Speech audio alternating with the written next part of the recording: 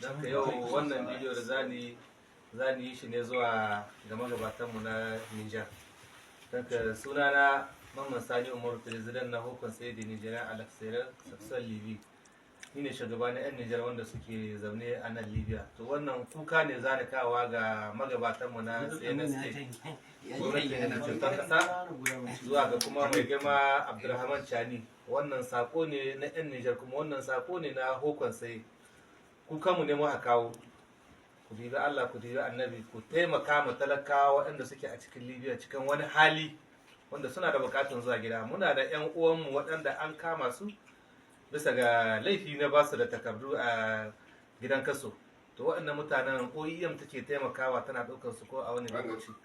A yanzu wanga lokacin da ake ciki, mutanen sun yi yawan da in aka ce za a jira OEM to yunwa ma za ta hallaka su da inda suke. To dan Allah muna taimako kamar yadda an ka saba yi a kowane lokaci idan 'yan Nijar suka shiga cikin wani hali. Nijar tana nemo musu jirgi na taimako. Akwai 'yar makasa wanda an taɓa ɗaukar shi a wani lokaci. Idan ma za a ɗauko mana jirgi ko almajirai ma aka je aka ɗauko. Balantana waɗannan da suke taimaka ma uwayensu, suke taimaka ma iyalansu.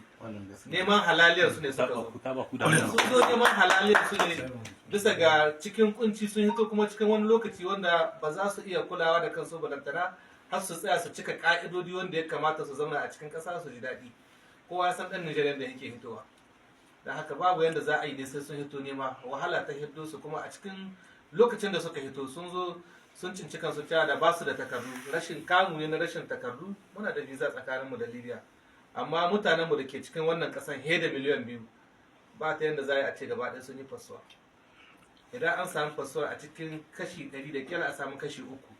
To duk da wannan hannunka baya yankewa, baya rudewa ka yanke kayar. Muna neman taimako, muna neman gwamnatin Nijar ta taimaka ma 'yan Nijar wanda suke wannan wurin, a samu jirage waɗanda za a ɗaukar su a kai su gida. Akwai 'yan uwanmu da yawa waɗanda suke a nan Tripoli, suna da yawa ila adadi wanda suke a nan gidan kasa. Akwai 'yan uwanmu wanda suke a cikin yankin Sabaha, su ma haka suke, ko ina kame ake yi.